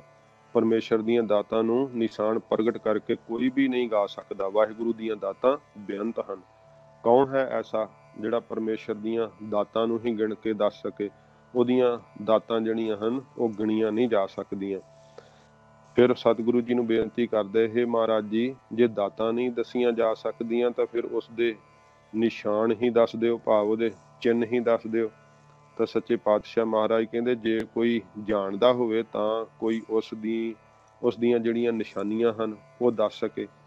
ਪਰਮੇਸ਼ਰ ਦੀਆਂ ਨਿਸ਼ਾਨੀਆਂ ਜਿਹੜੀਆਂ ਮਹਾਰਾਜ ਕਹਿੰਦੇ ਨਿਸ਼ਾਨ ਤੋਂ ਨਿਸ਼ਾਨੀਆਂ ਵੀ ਉਹ ਕੌਣ ਦੱਸ ਸਕਦਾ ਹੈ। ਕਿਸੇ ਕੋਲ ਪਰਮੇਸ਼ਰ ਦੀਆਂ ਨਿਸ਼ਾਨੀਆਂ ਜਿਹੜੀਆਂ ਉਹ ਨਹੀਂ ਕਹੀਆਂ ਜਾ ਸਕਦੀਆਂ। ਫਿਰ ਸਿੱਧਾ ਨੇ ਪ੍ਰਸ਼ਨ ਕੀਤਾ ਕਿ ਸੱਚੇ ਪਾਤਸ਼ਾਹ ਮਹਾਰਾਜ ਜੇ ਦਾਤਾਂ ਨਹੀਂ ਕਹੀਆਂ ਜਾ ਸਕਦੀਆਂ ਤੇ ਵਾਹਿਗੁਰੂ ਦੇ ਗੁਣ ਤੇ ਵਡਿਆਈਆਂ ਹੀ ਦੱਸ ਦਿਓ। ਤੇ ਫਿਰ ਸੱਚੇ ਪਾਤਸ਼ਾਹ ਜੀ ਮਹਾਰਾਜ ਨੇ ਤੀਸਰੀ ਪੰਕਤੀ ਜਿਹੜੀ ਆ ਉਚਾਰਨ ਕੀਤੀ, ਗਾਵੈ ਕੋ ਗੁਣ ਵਡਿਆਈਆ ਚਾਰ। ਇੱਥੇ ਹੁਣ ਕੋ ਤੇ ਵਿਸ਼ਰਾਮ ਲੱਗਦੇ ਆ। ਜਿੰਨੇ ਵੀ ਇਹ ਕੋ ਵਾਲੀਆਂ ਪੰਕਤੀਆਂ ਜਿੱਥੇ ਤੱਕ ਆਉਣੀਆਂ ਨਾ ਤਾਂ ਇਹਦੇ ਵਿਸ਼ਰਾਮ ਸਾਰੇ ਹੁਣ ਕੋ ਤੱਕ ਲੱਗਣੇ ਆ। ਪਹਿਲੇ ਦੋ ਪੰਕਤੀਆਂ ਦੇ ਵਿਸ਼ਰਾਮ ਨੇ ਗਾਵੈ ਕੋ ਤਾਣ, ਹੋਵੈ ਕਿਸੈ ਤਾਣ। ਫਿਰ ਦੂਸਰੀ ਪੰਕਤੀ ਦਾ ਗਾਵੈ ਕੋ ਦਾਤ, ਜਾਣੈ ਨੀਸਾਨ। ਫਿਰ ਅੱਗੇ ਹੁਣ ਜਿਹੜੀ ਤੀਸਰੀ ਪੰਕਤੀ ਹੈ ਇਹਦਾ ਗਾਵੈ ਕੋ ਤੇ ਵਿਸ਼ਰਾਮ ਲੱਗਣਾ। ਗਾਵੈ ਕੋ ਗੁਣ, ਇੱਥੇ ਵਿਸ਼ਰਾਮ ਨਹੀਂ ਲੱਗਣਾ। ਤੇ ਵਡਿਆਈਆਂ ਚਾਰ ਇੱਦਾਂ ਕਹਿਣਾ ਨਹੀਂ, ਗਾਵੈ ਕੋ ਗੁਣ ਵਡਿਆਈਆਂ ਚਾਰ। ਕੌਣ ਹੈ ਜਿਹੜਾ ਪਰਮੇਸ਼ਰ ਦੀਆਂ ਵਡਿਆਈਆਂ ਨੂੰ ਸੱਚੇ ਪਾਤਸ਼ਾਹ ਮਹਾਰਾਜ ਕਹਿੰਦੇ ਗਾ ਸਕੇ, ਪਰਮੇਸ਼ਰ ਦੇ ਗੁਣਾਂ ਨੂੰ ਗਾ ਸਕੇ। ਉਹਦੇ ਐਡੇ ਗੁਣ ਹੈ, ਉਹ ਦੀਨ ਦਿਆਲ ਹੈ, ਕਿਰਪਾ ਨਿਧਾਨ ਹੈ, ਪਤਿਤ ਪਾਵਨ ਹੈ, ਭਗਤ ਵਛਲ ਹੈ। ਉਹ ਤਾਂ ਐਡਾ ਪਰਮੇਸ਼ਰ ਗੁਣਾ ਭਰਪੂਰ ਹੈ ਕਿ ਅਕਿਰਤ ਘਣਾਨੋਂ ਪਾਲਦਾ ਪ੍ਰਭ ਨਾਨਕ ਸਦ ਬਖਸ਼ਿੰਦ। ਗਰੀਬ ਨਵਾਜ ਗੁਸਈਆਂ ਮੇਰਾ ਮੱਥ ਹੈ ਛਤਰ ਧਰੈ। ਇਹਨਾਂ ਗੁਣਾਂ ਨੂੰ ਉਪਕਾਰਾਂ ਨੂੰ ਕੌਣ ਗਾਉਣ ਦੇ ਸਮਰੱਥ ਹੈ, ਕੋਈ ਨਹੀਂ ਗਾ ਸਕਦਾ। ਤੋ ਸੱਚੇ ਪਾਤਸ਼ਾਹ ਜੀ ਮਹਾਰਾਜ ਕਹਿੰਦੇ ਉਸ ਦੀਆਂ ਜਿਹੜੀਆਂ ਵਡਿਆਈਆਂ ਦਿੱਤੀਆਂ ਹੋਈਆਂ ਨਾ ਜੀਵਾਂ ਦੇ ਤਾਈਂ ਚਾਰ ਸੁੰਦਰ, ਉਹਨਾਂ ਨੂੰ ਕੌਣ ਗਾ ਸਕਦਾ। ਭਾਵ ਕੋਈ ਨਹੀਂ ਗਾ ਸਕਦਾ। ਕਈ ਦਾ ਪਾਠ ਜਿਹੜਾ ਹੈ ਨਾ ਗੁਣ ਵਡਿਆਈ ਆਚਾਰ ਪਾਠ ਕਰ ਦਿੰਦੇ ਆ। ਇਹ ਪਾਠ ਜਿਹੜਾ ਇਵੇਂ ਜਿਹੜਾ ਹੈ ਉਹ ਸੁੱਧ ਨਹੀਂ ਪਾਠ, ਪਰ ਅਰਥ ਕਰਨ ਲੱਗਿਆ ਜਿਹੜਾ ਉਹ ਕੀਤਾ ਜਾ ਸਕਦਾ ਹੈ। ਆਚਾਰ ਹੁੰਦਾ ਕਰਤੱਵ, ਤੇ ਉਹਦੇ ਕਰਤੱਵਾਂ ਨੂੰ ਕੌਣ ਗਾ ਸਕਦਾ ਹੈ। ਪਰ ਇਹ ਸੰਪਰਦਾਇ ਪਾਠ ਨਹੀਂ ਹੈ। ਜਿਹੜਾ ਸੰਪਰਦਾਇ ਪਾਠ ਹੈ ਜਿਹੜਾ ਦਸਵੇਂ ਪਾਤਸ਼ਾਹ ਜੀ ਮਹਾਰਾਜ ਨੇ ਪੜ੍ਹਾਇਆ ਉਹ ਚਾਰ ਹੀ ਹੈ। ਗਾਵੈ ਕੋ ਗੁਣ ਵਡਿਆਈਆ ਚਾਰ। इस प्रकार ਜਿਹੜੀਆਂ चार सुंदर परमेश्वर ਦੀਆਂ ਵਡਿਆਈਆਂ ਨੇ ਉਹਦੇ ਜਿਹੜੇ ਗੁਣ ਹੈ ਉਹ ਦੱਸੇ ਨਹੀਂ ਜਾ ਸਕਦੇ। ਉਹਨਾਂ ਨੂੰ ਮਹਾਰਾਜ ਕਹਿੰਦੇ ਕੌਣ ਭਾਈ ਜਿਹੜਾ ਗਾ ਸਕਦਾ ਹੋਵੇ। ਫਿਰ ਸਿੱਧਾ ਨੇ ਪ੍ਰਸ਼ਨ ਕੀਤਾ, ਸਤਿਗੁਰੂ ਸਾਹਿਬ ਜੀ ਉਸ ਪਰਮੇਸ਼ਰ ਦੀ ਵਿਦਿਆ ਦਾ ਹੀ ਕਥਨ ਕਰ ਦੇਵੋ ਕਿ ਪਰਮੇਸ਼ਰ ਦੀ ਜਿਹੜੇ ਵਿਦਿਆ ਉਹ ਕਿਹੜੀ ਹੈ। ਤਾਂ ਸਤਿਗੁਰੂ ਜੀ ਨੇ ਕਿਹਾ, ਗਾਵੈ ਕੋ ਵਿਦਿਆ ਵਿਖਮ ਵਿਚਾਰ। ਮਹਾਰਾਜ ਕਹਿੰਦੇ ਹੈ ਸਿੱਧੋ ਉਸ ਪਰਮੇਸ਼ਰ ਦੀ ਵਿਦਿਆ ਦਾ ਕਥਨ ਕੌਣ ਕਰ ਸਕਦਾ ਹੈ। ਉਸ ਵਾਹਿਗੁਰੂ ਦੀ ਵਿਦਿਆ ਦਾ ਕਥਨ ਕਰਨਾ ਬੜਾ ਵਿਖਮ ਕਠਨ ਹੈ, ਕੋਈ ਵੀ ਨਹੀਂ ਕਰ ਸਕਦਾ। ਪਰਮੇਸ਼ਰ ਦੇ ਜਿਹੜੀ ਵਿਦਿਆ ਨਾ ਉਹਦੇ ਘਰ ਦੀ ਉਹ ਕਹੀ ਨਹੀਂ ਜਾ ਸਕਦੀ, ਭਾਵ ਉਹਨੂੰ ਗਾਇਆ ਨਹੀਂ ਜਾ ਸਕਦਾ। ਕੌਣ ਹੈ ਜਿਹੜਾ ਪਰਮੇਸ਼ਰ ਦੇ ਜਿਹੜੀ ਹੈ ਪ੍ਰਾਪਤੀ ਦੀ, ਪਰਮੇਸ਼ਰ ਦੇ ਜਿਹੜੇ ਸ਼ੁਭ ਗੁਣਾਂ ਦੀ ਵਿਦਿਆ ਜਿਹੜੀ ਹੈ ਉਹਨੂੰ ਕਥਨ ਕਰ ਸਕੇ। ਮਹਾਰਾਜ ਕਹਿੰਦੇ ਬੜਾ ਵਿਖਮ ਹੈ, ਬੜਾ ਕਠਨ ਹੈ ਵਿਚਾਰ ਕਰਨਾ ਜਿਹੜਾ ਹੈ ਉਸ ਵਿਦਿਆ ਦਾ। ਜਿਵੇਂ ਸੱਚੇ ਪਾਤਸ਼ਾਹ ਜੀ ਮਹਾਰਾਜ ਨੇ ਇਹ ਸਿੱਧਾਂ ਨੂੰ ਦੱਸਿਆ ਕਿ ਉਸ ਗਿਆਨ ਦਾ ਜਿਹੜਾ ਕਥਨ ਕਰਨਾ, ਉਸ ਵਿਦਿਆ ਦਾ ਕਥਨ ਕਰਨਾ ਬੜਾ ਕਠਨ ਹੈ। ਤੇ ਜਿਹੜੇ ਮਸਤਕ ਤੇ ਲੇਖ ਹੁੰਦੇ ਆ ਨਾ, ਇਹ ਇੱਕ ਜਿਵੇਂ ਮਹਾਰਾਜ ਨੇ ਕਿਹਾ ਸਭਨਾ ਲਿਖਿਆ ਊੜੀ ਕਲਾਮ, ਇਹ ਇੱਕ ਜਿਹੜੀ ਹੈ ਉਹ ਦੈਵੀ ਲਿਪੀ ਹੁੰਦੀ ਹੈ ਜਿਹਦੇ ਨਾਲ ਵਾਹਿਗੁਰੂ ਜੀ ਆਪਣੀ ਹੁਕਮ ਰੂਪੀ ਕਲਮ ਨਾਲ ਹਰੇਕ ਜੀਵ ਦੇ ਮਸਤਕ ਦੇ ਉੱਤੇ ਲੇਖ ਪਾਉਂਦੇ ਆ। ਤੇ ਇਹਨੂੰ ਜਿਹੜਾ ਨਾ ਹਰ ਕੋਈ ਨਹੀਂ ਪੜ੍ਹ ਸਕਦਾ। ਜਿਹੜੇ ਕੋਈ ਪੂਰਨ ਪੁਰਖ ਵਾ, ਹੱਥ ਦੀਆਂ ਲਿਖਾਂ ਤਾਂ ਜਿਹੜੀਆਂ ਉਹ ਵਿਦਿਆ ਵਾ, ਹੱਥ ਦੀਆਂ ਲਿਖਾਂ ਜਾਂ ਹੋਰ ਚਿੰਨ੍ਹ ਵੇਖ ਕੇ ਜਿਹੜੀ ਆ ਉਹ ਜੋਤਿਸ਼ ਵਿਦਿਆ ਇੱਕ ਵੱਖਰਾ ਵਿਸ਼ਾ ਹੈ, ਉਹਦੇ ਨਾਲ ਹਿਸਾਬ ਲਾਉਂਦੇ। ਪਰ ਮਸਤਕ ਦੇ ਲੇਖ ਜਿਹੜੇ ਆ ਨਾ ਉਹ ਨਹੀਂ ਪੜ੍ਹੇ ਜਾ ਸਕਦੇ। ਪੂਰਨ ਪੁਰਖ ਜਿਹੜੇ ਆ ਉਹ ਮਸਤਕ ਦਾ ਲੇਖ ਜਿਹੜਾ ਉਹ ਵੇਖ ਲੈਂਦੇ ਆ। ਜਿਵੇਂ ਸਾਖੀ ਆਉਂਦੀ ਨਾ ਭਾਈ ਸੁਬੇਗ ਸਿੰਘ ਜੀ ਦੀ ਤੇ ਭਾਈ ਸਹਿਬਾਜ ਸਿੰਘ ਜੀ ਦੀ। ਜਦੋਂ ਭਾਈ ਸੁਬੇਗ ਸਿੰਘ ਜੀ ਨੂੰ ਜੇਲ੍ਹ ਦੇ ਵਿੱਚ ਦੱਸਿਆ ਗਿਆ ਕਿ ਤੇਰਾ ਪੁੱਤਰ ਜਿਹੜਾ ਸਹਿਬਾਜ ਸਿੰਘ ਉਹ ਮੁਸਲਮਾਨ ਹੋਣਾ ਪ੍ਰਵਾਨ ਕਰ ਗਿਆ ਤੇ ਤੂੰ ਕਿਉਂ ਆਪਣੀ ਜਾਨ ਗਵਾਉਣਾ, ਤੂੰ ਵੀ ਮੁਸਲਮਾਨ ਹੋਣਾ ਪ੍ਰਵਾਨ ਕਰ ਲੈ। ਤੇ ਭਾਈ ਸੁਬੇਗ ਸਿੰਘ ਜੀ ਨੇ ਫਿਰ ਕਿਹਾ ਕਿ ਇੱਕ ਵਾਰੀ ਮੇਰੇ ਸਾਹਮਣੇ ਮੇਰੇ ਪੁੱਤਰ ਦੇ ਮੂੰਹ ਤੋਂ ਕਹਾਓ ਤੇ ਫਿਰ ਮੈਂ ਦੱਸੂਗਾ ਤੁਹਾਨੂੰ। ਤੇ ਜਦੋਂ ਕਹਿੰਦੇ ਜੇਲ੍ਹ ਦੇ ਵਿੱਚ ਭਾਈ ਸੁਬੇਗ ਸਿੰਘ ਜੀ ਦੇ ਸਾਹਮਣੇ ਲੈ ਕੇ ਆਏ ਨਾ ਭਾਈ ਸਹਿਬਾਜ ਸਿੰਘ ਜੀ ਨੂੰ, ਉਹਨਾਂ ਦੇ ਪੁੱਤਰ ਨੂੰ, ਜਵਾਨੀ ਦੀ ਅਵਸਥਾ ਦੇ ਵਿੱਚ ਸੀਗੇ ਭਾਈ ਸਹਿਬਾਜ ਸਿੰਘ ਜੀ। ਤੇ ਸਿੱਖਾਂ ਦੀ ਭਾਵਨਾ ਕਿਹੋ ਜਿਹੀ ਹੈ ਉਹ ਵੀ ਇਸ ਸਾਖੀ ਤੋਂ ਪ੍ਰਗਟ ਹੁੰਦੀ ਹੈ। ਤੇ ਭਾਈ ਸੁਬੇਗ ਸਿੰਘ ਜੀ ਨੇ ਫਿਰ ਆਪਣੇ ਪੁੱਤਰ ਦੇ ਮਸਤਕ ਵੱਲ ਵੇਖਿਆ ਤੇ ਵੇਖ ਕੇ ਜਾਣ ਗਏ ਕਿ ਇਹਦੇ ਕਰਮਾਂ 'ਚ ਲਿਖਿਆ ਇੱਕ ਵਾਰੀ ਧਰਮ ਤੋਂ ਡੋਲ ਜਾਣਾ। ਤੇ ਫਿਰ ਭਾਈ ਸੁਬੇਗ ਸਿੰਘ ਜੀ ਦੇ ਹੱਥ ਵਿੱਚ ਹੱਥਕੜੀਆਂ ਲੱਗੀਆਂ ਹੋਈਆਂ ਸੀ, ਪੈਰਾਂ 'ਚ ਬੇੜੀਆਂ ਪਈਆਂ ਹੋਈਆਂ ਸੀ। ਤੇ ਉਵੇਂ ਹੀ ਹੱਥ ਜੋੜ ਲਏ ਤੇ ਗੁਰੂ ਦਸਵੇਂ ਪਾਤਸ਼ਾਹ ਧੰਨ ਗੁਰੂ ਗੋਬਿੰਦ ਸਿੰਘ ਸਾਹਿਬ ਜੀ ਮਹਾਰਾਜ ਨੂੰ ਚੇਤੇ ਕੀਤਾ ਤੇ ਅਰਦਾਸ ਕੀਤੀ ਮਹਾਰਾਜ ਦੇ ਚਰਨਾਂ 'ਚ। ਅਰਦਾਸ ਦੇ ਜੋ ਬਚਨ ਕਹੇ ਨਾ ਉਹ ਗਿਆਨੀ ਗਿਆਨ ਸਿੰਘ ਜੀ ਨੇ ਪੰਥ ਪ੍ਰਕਾਸ਼ ਵਿੱਚ ਲਿਖੇ ਆ। ਭਾਈ ਸੁਬੇਗ ਸਿੰਘ ਜੀ ਹੱਥ ਜੋੜ ਕਰਕੇ ਕਹਿੰਦੇ ਆ, ਹਮ ਕਾਰਨ ਗੁਰ ਕੁਲ ਹੈ ਗਵਾਈ, ਹਮ ਕੁਲ ਰਾਖੈ ਕਵਨ ਵਡਾਈ। ਕਿ ਮਹਾਰਾਜ ਸਾਡੇ ਵਾਸਤੇ ਤੁਸੀਂ ਆਪਣੀ ਸਾਰੀ ਵੰਸ਼ ਕੁਰਬਾਨ ਕਰ ਦਿੱਤੀ। ਸਰਬੰਸਦਾਨੀ ਕਹਿੰਦੇ ਨਾ ਧੰਨ ਗੁਰੂ ਗੋਬਿੰਦ ਸਿੰਘ ਸਾਹਿਬ ਜੀ ਮਹਾਰਾਜ ਨੂੰ, ਮਹਾਰਾਜ ਸਾਡੇ ਵਾਸਤੇ ਤੁਸੀਂ ਆਪਣੀ ਸਰਬੰਸ ਕੁਰਬਾਨ ਕਰ ਦਿੱਤੀ ਸੱਚੇ ਪਾਤਸ਼ਾਹ, ਤੇ ਅਸੀਂ ਆਪਣੀ ਕੁੱਲ ਰੱਖ ਲਈਏ। ਭਾਵ ਮੈਂ ਇਹ ਸੋਚਾਂ ਕਿ ਮੇਰਾ ਪੁੱਤਰ ਜਿਹੜਾ ਇਹ ਵਿਆਹਿਆ ਜਾਵੇ ਤੇ ਮੇਰੀ ਨੂੰਹ ਹੋਵੇ, ਮੇਰੇ ਅੱਗੇ ਪੋਤਰੇ ਹੋਣ, ਮੇਰੀ ਕੁੱਲ ਚੱਲੇ, ਤੇ ਇਹ ਨਹੀਂ ਮੈਨੂੰ ਮਹਾਰਾਜ ਚਾਹੀਦਾ। ਮਹਾਰਾਜ ਆਪ ਨੇ ਸਾਰਾ ਸਰਬੰਸ ਕੁਰਬਾਨ ਕੀਤਾ ਸਾਡੇ ਤੋਂ, ਤੇ ਮੇਰਾ ਕਿਰਪਾ ਕਰਕੇ ਇੱਕ ਪੁੱਤਰ ਜਿਹੜਾ ਨਾ ਉਹ ਪ੍ਰਵਾਨ ਕਰ ਲਓ, ਧਰਮ ਤੋਂ ਨਾ ਡੋਲੇ। ਇਹ ਅਰਦਾਸ ਕਰਕੇ, ਕਿਉਂਕਿ ਇਹ ਸ਼ਬਦ ਕਹੇ ਨਾ ਜੋ ਪੰਥ ਪ੍ਰਕਾਸ਼ 'ਚ ਲਿਖੇ ਹੈ, ਹਮ ਕਾਰਨ ਗੁਰ ਕੁਲ ਹੈ ਗਵਾਈ, ਕਿ ਸਾਡੇ ਵਾਸਤੇ ਸਤਿਗੁਰੂ ਜੀ ਨੇ ਆਪਣੀ ਕੁੱਲ ਗਵਾਤੀ, ਭਾਵ ਸਾਰੀ ਵੰਸ਼ ਕੁਰਬਾਨ ਕਰ ਦਿੱਤੀ। ਹਮ ਕੁੱਲ ਰਾਖੈ ਕਵਨ ਵਡਾਈ, ਕਿ ਅਸੀਂ ਆਪਣੀ ਕੁੱਲ ਰੱਖ ਲਈਏ, ਆਪਣਾ ਜਿਹੜਾ ਅੰਸ਼ ਸੰਸਾਰ ਦੇ ਵਿੱਚ ਰੱਖ ਲਈਏ, ਕਿ ਸਿਰ ਮੇਰੀ ਕੁੱਲ ਚੱਲੇ। ਇਹ ਕਿਹੜੀ ਵਡਿਆਈ ਸਾਡੀ ਆ ਮਹਾਰਾਜ, ਅਸੀਂ ਵੀ ਆਪਣੀ ਕੁੱਲ ਜਿਹੜੀ ਆ ਤੁਹਾਡੇ ਤੋਂ ਨਿਸ਼ਾਵਰ ਕਰ ਦਈਏ, ਪੰਥ ਤੋਂ ਨਿਸ਼ਾਵਰ ਕਰ ਦਈਏ। ਤੇ ਇਹ ਫਿਰ ਤੇ ਸਮੇਂ ਭਾਈ ਸੁਬੇਗ ਸਿੰਘ ਜੀ ਨੇ ਨਾ ਉਹ ਨਮਸਕਾਰ ਕਰਕੇ ਤੇ ਆਪਣੇ ਪੁੱਤਰ ਨੂੰ ਕੋਲ ਹੋਣ ਦਾ ਇਸ਼ਾਰਾ ਕੀਤਾ। ਮਸਤਕ ਦੇ ਉੱਤੇ ਜਿਹੜਾ ਹੱਥ ਸੀ ਨਾ ਭਾਈ ਸਾਹਿਬ ਨੇ ਆਪਣਾ ਫੇਰਿਆ ਤੇ ਜਿਹੜਾ ਉਹ ਧਰਮ ਤੋਂ ਡੋਲਣ ਦਾ ਲੇਖ ਸੀ ਉਹ ਮੇਟ ਦਿੱਤਾ।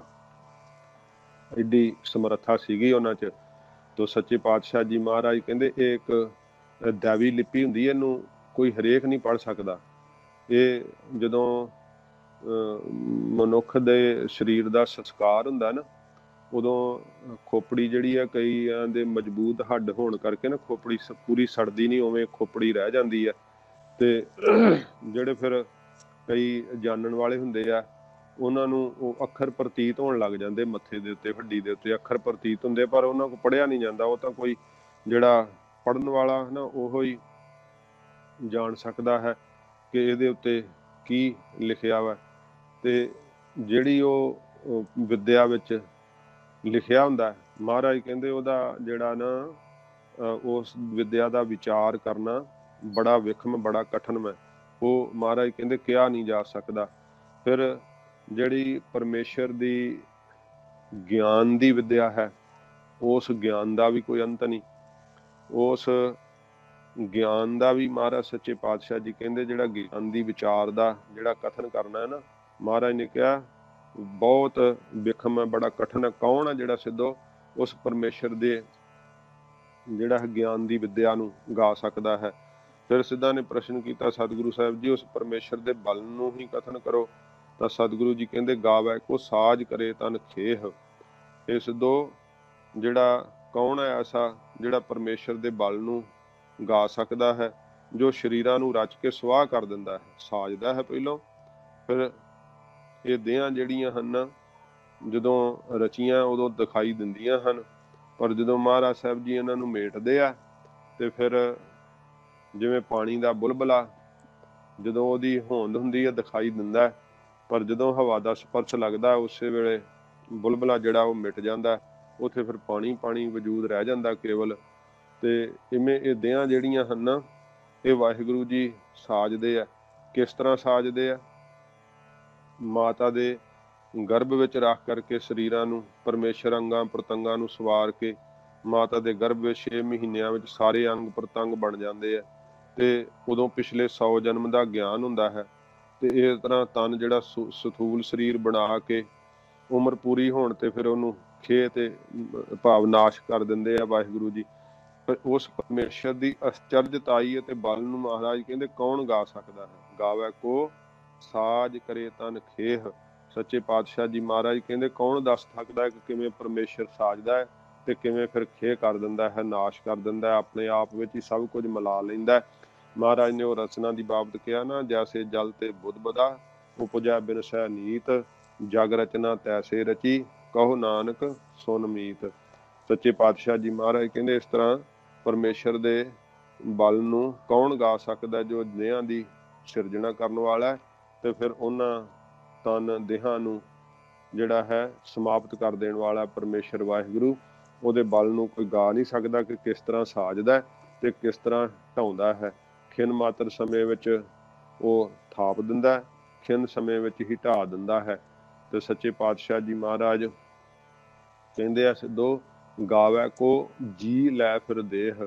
ਸੱਚੇ ਪਾਤਸ਼ਾਹ ਕਹਿੰਦੇ ਨੇ ਕੌਣ ਉਸ ਪਰਮੇਸ਼ਰ ਨੂੰ ਗਾ ਸਕਦਾ?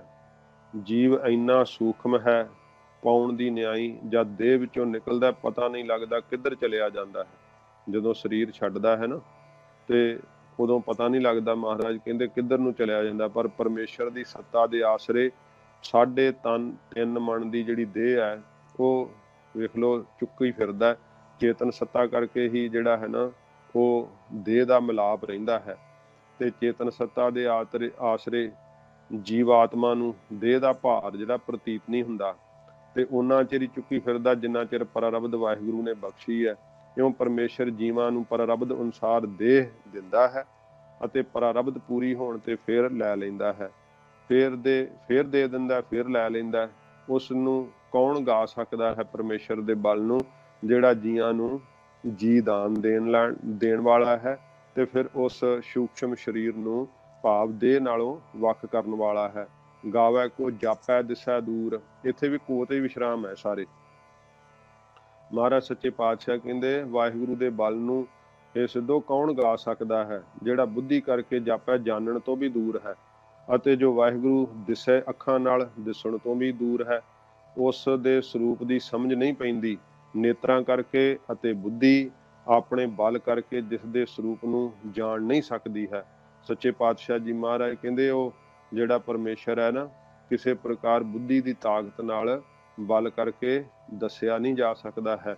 बुद्धि जे समझदा विशा होवे ते फिर बुद्धि जान लवे। सच्चे पातशाह जी महाराज कहते हो जिहड़ा बुद्धि दे जानन तो दूर वै। इस करके कौन है जिहड़ा बुद्धि की ताकत नाल परमेश्वर नूं गा सकदा होवे।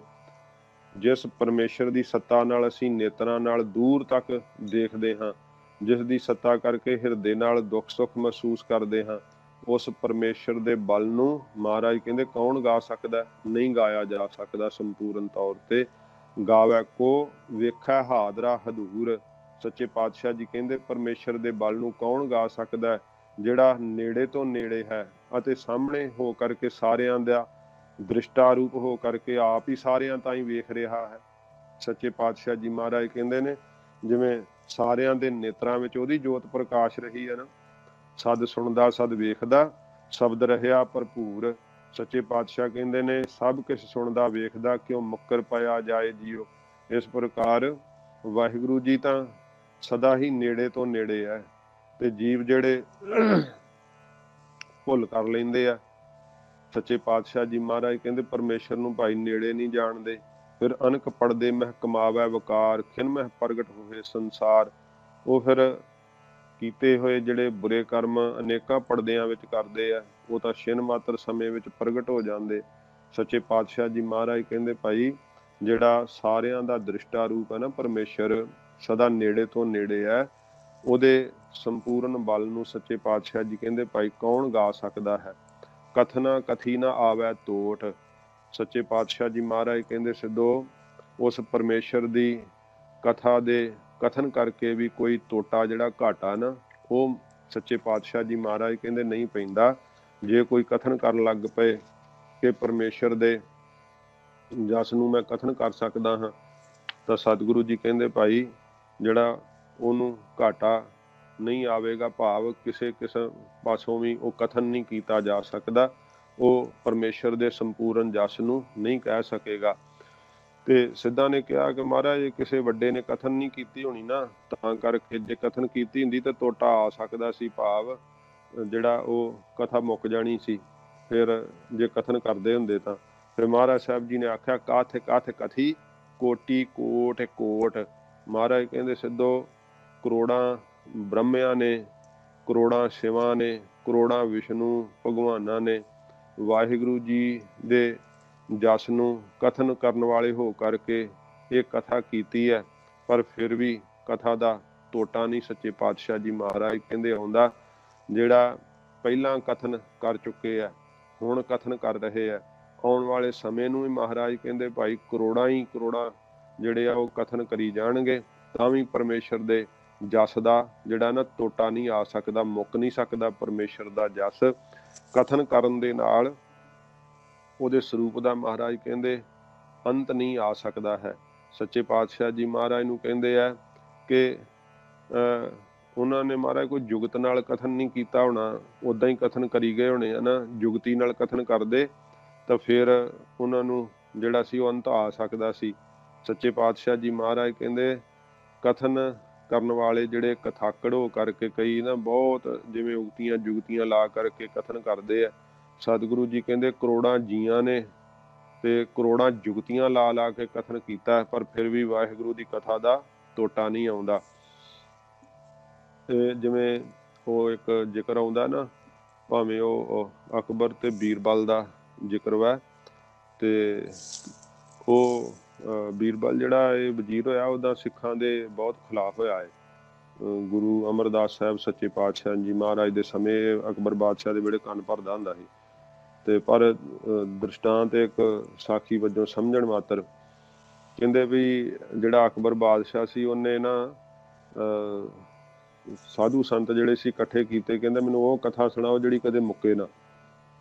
जिहदी कथा मुक गई कहंदा उहनूं फड़ के जेल च पा देना, उहनूं डक लेना मैं जेल च। वो कथा मैनूं सुणाओ जिहड़ी कदे ना मुक्के। उत्थे फिर सारे आ गए बड़े कथा सुणाउण वाले ते मूँह मंगया कहंदा नाम दूंगा। जिहदी कथा मुक गई उहनूं जेल च डक देना। वो बड़े बड़े साधु संत उहनूं कैद कर दिते। कथा मुक जाया करे फिर हरेक दी ते ਉਹ ਬੀਰਬਲ ਨੇ ਫਿਰ ਸੋਚਿਆ ਵੀ ਇਹ ਸਾਧੂ ਸੰਤ ਜਿਹੜੇ ਆ ਇਹਨੂੰ ਛਡਾਈਏ। ਤੇ ਉਹ ਕਹਿੰਦੇ ਵੀ ਬੀਰਬਲ ਕਹਿਣ ਲੱਗਾ ਵੀ ਮਹਾਰਾਜ ਮੈਂ ਸੁਣਾਉਣਾ ਤੁਹਾਨੂੰ ਕਥਾ। ਉਹ ਅਕਬਰ ਕਹਿੰਦਾ ਵੀ ਤੂੰ ਨਾ ਸੁਣਾ, ਕਿਉਂਕਿ ਕਥਾ ਜਿਹਦੀ ਮੁੱਕ ਗਈ ਉਹਨੂੰ ਮੈਂ ਜੇਲ੍ਹ 'ਚ ਪਾ ਦਿੰਦਾ। ਉਹ ਕਹਿੰਦਾ ਨਹੀਂ ਮਹਾਰਾਜ ਕੋਈ ਨਹੀਂ, ਮੈਂ ਸੁਣਾਊਂਗਾ, ਵੀ ਕਥਾ ਨਾ ਮੁੱਕਣ ਵਾਲੀ ਆ।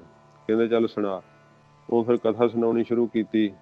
ਕਹਿੰਦਾ ਇੱਕ ਸਾਲ ਇਸ ਦੇਸ਼ ਵਿੱਚ ਕਾਲ ਪੈ ਗਿਆ, ਕਿਤੋਂ ਕੋਈ ਅਨਾਜ ਨਾ ਪ੍ਰਾਪਤ ਹੋਵੇ।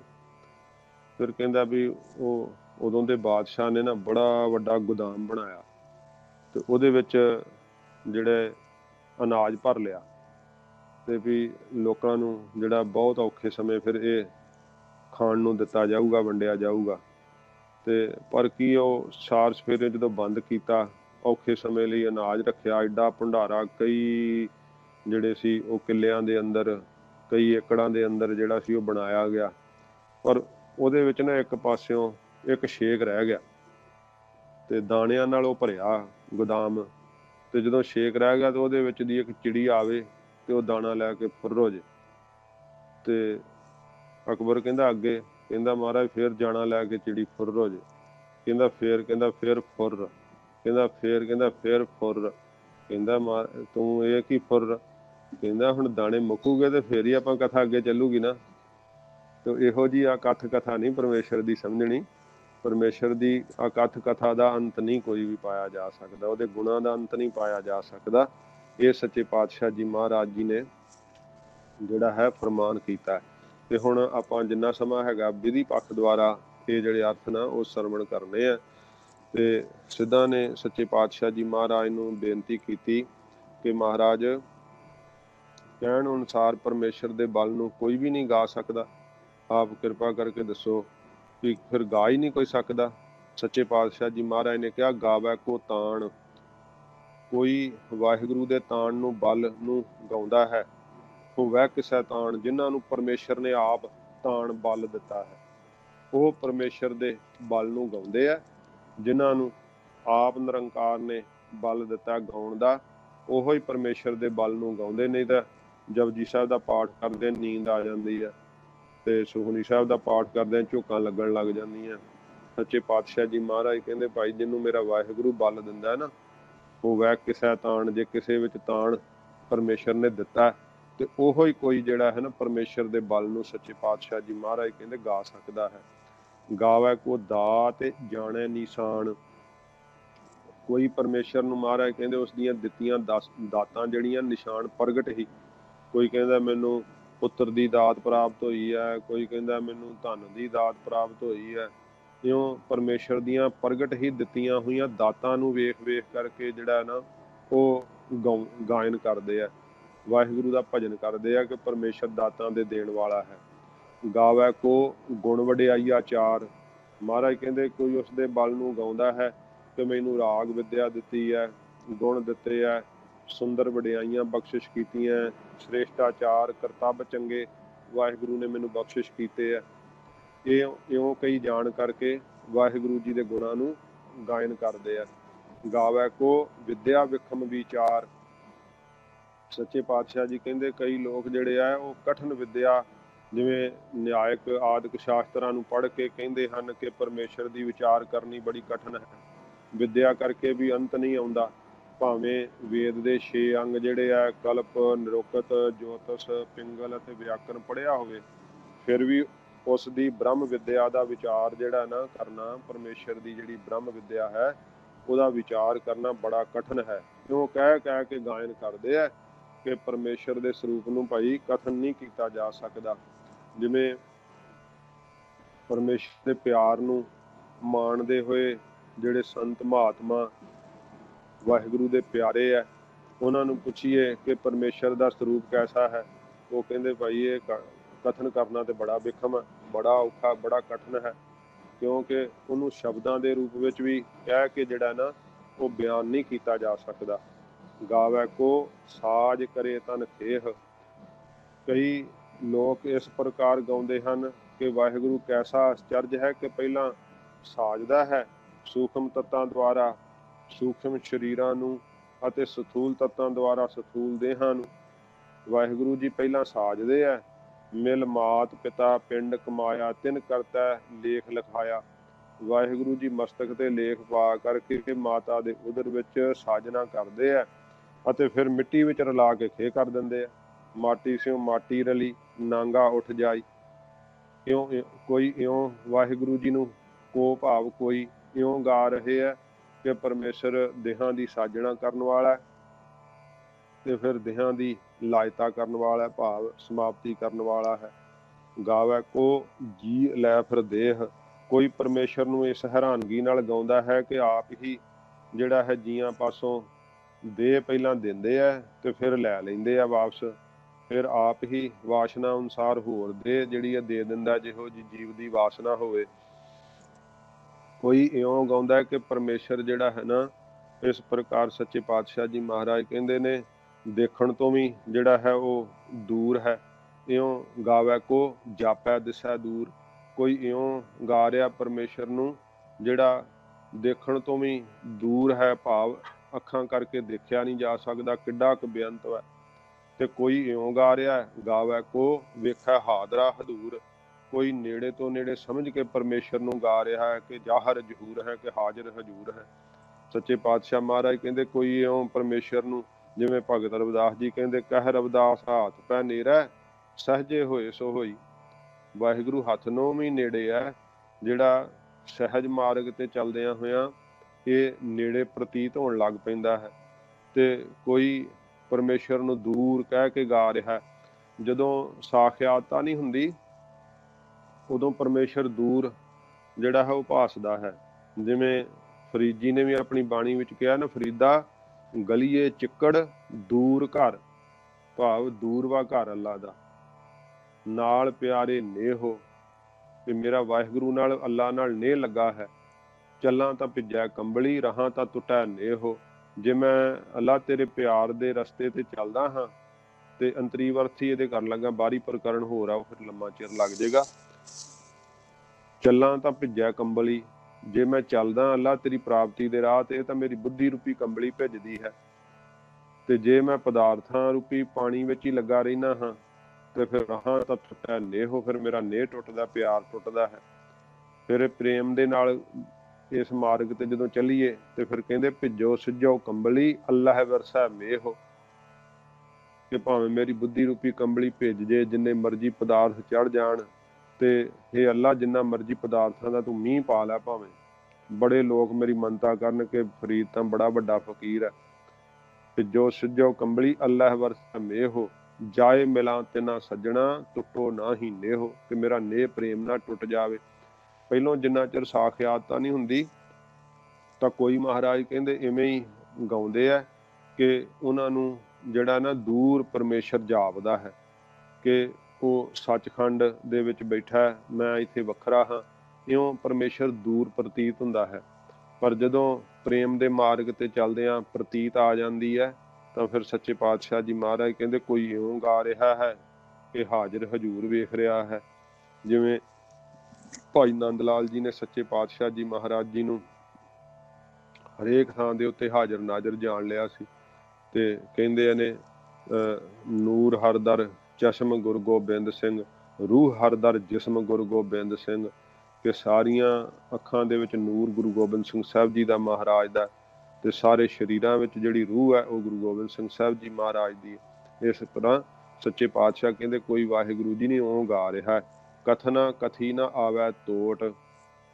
ਮਹਾਰਾਜ ਕਹਿੰਦੇ ਸਿੱਧੋ ਇਉਂ ਵੀ ਜਿਹੜਾ ਨਾ ਕਥਾ ਦੇ ਕਥਨ ਕਰਨੇ ਕਰਕੇ, ਭਾਵ ਗਾਉਣੇ ਕਰਕੇ, ਫਿਰ ਵੀ ਪਰਮੇਸ਼ਰ ਦੇ ਜਿਹੜਾ ਹੈ ਉਹ ਗਿਆਨ ਦਾ ਟੋਟਾ ਨਹੀਂ ਆਉਂਦਾ।